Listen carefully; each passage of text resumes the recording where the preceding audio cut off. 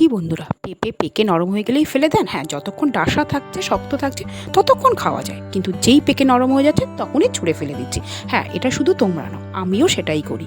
তবে হ্যাঁ, এই রেসিপিটা একবার বাড়িতে ট্রাই করে দেখুন। আমি কথা দিচ্ছি, বাচ্চা থেকে বুড়ো সবাই আঙুল চেটে খাবে, আর বাজারে গেলেই শুধু তখন পাকা পেঁপেরই খোঁজ করবে।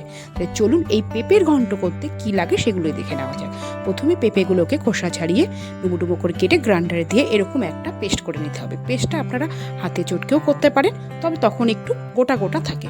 এবার কড়াইতে তেল দিয়ে তেলটা একটু গরম হলে তাতে দিয়ে দেবেন কালো জিরে এবং শুকনো লঙ্কা ফোড়ন। শুকনো লঙ্কাটা একটু তেলের সাথে লালচে হয়ে আসলে তারপর তার মধ্যে দিয়ে দিতে হবে একটা গোটা মিডিয়াম সাইজের পেঁয়াজের পেস্ট।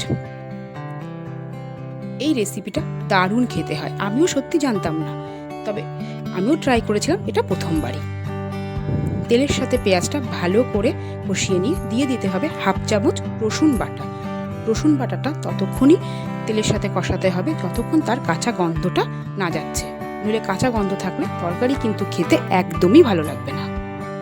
ভালো করে এটাকে কষিয়ে নিয়ে এবার ওর মধ্যে অ্যাড করতে হবে কুচনো চিংড়ি মাছ। হ্যাঁ, আমি কুচনো বললাম তার কারণ চিংড়ি মাছটা আমার ফ্রিজে ছিল একটু বড় সাইজে, তার জন্য আমি একটু ছোট ছোট করে কেটে নিয়েছি। চিংড়ি মাছটা অবশ্য অপশনাল, আপনারা দিতেও পারেন নাও দিতে পারেন। চিংড়ি মাছটার পরিমাপ মতন আমি এখানে একটু লবণ আর হলুদ অ্যাড করে নিচ্ছি। আমি কিন্তু চিংড়ি মাছ কখনো আগে ভাজি না, কারণ আগে ভাজলে চিংড়ি মাছটা আমার যেন মনে হয় শক্ত হয়ে গেছে, তাই আমি মশলার সাথে কষাই। আপনারাও এভাবে কষিয়ে দেখবেন, চিংড়ি মাছ কিন্তু নরমই থাকে আর সেদ্ধতেও কোনো অসুবিধা হয় না। এবার চিংড়ি মাছ থেকে বা মশলাটা থেকে তেল ছেড়ে দিলে তার মধ্যে আমি দিয়ে নিয়েছি একটা গোটা কুচনো কাঁচা লঙ্কা। এবার আপনারা যেমন ঝাল খাবেন সেই পরিমাণে দেবেন। আমি তারপরে অ্যাড করছি কাশ্মীরি লঙ্কার গুঁড়ো। এই লঙ্কার গুঁড়োটা দেওয়া জাস্ট কালারের জন্য, তবে না দিলেও হয়, কারণ এমনি পাকা পেঁপে হলুদই হয়, তবে লঙ্কার গুঁড়োটা দিলে একটু দেখতে খুব সুন্দর লাগে।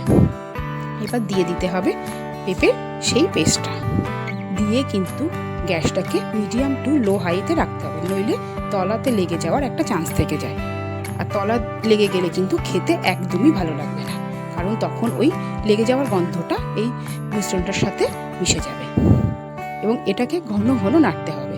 এবার এর মধ্যে দিতে হবে স্বাদ মতো লবণ এবং হলুদ।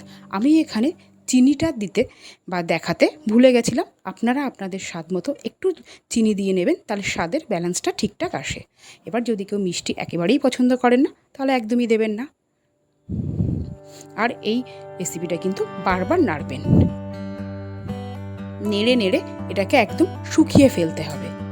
দেখুন আমার রেসিপিটা প্রায় রেডি হয়ে এসেছে, তেলটাও ছাড়তে শুরু করেছে, আর মিনিট খানিক ফ্রাই করার পরে এটাকে আমি নামিয়ে নেব। দেখুন আমার রেসিপিটা কিন্তু প্রায় রেডি, তেলটাও ছেড়ে দিয়েছে। আমি কথা দিচ্ছি বন্ধুরা, এটা অবশ্যই আপনারা বাড়িতে ট্রাই করবেন, গরম ভাতের সাথে খাবেন, সত্যি খেতে অপূর্ব হয়েছিল। আমিও প্রথম ট্রাই করেছিলাম এটা। আমার রেসিপিটা অলমোস্ট ডান। ভিডিওটা ভালো লাগলে অবশ্যই একটা লাইক কমেন্ট শেয়ার করবেন। টাটা।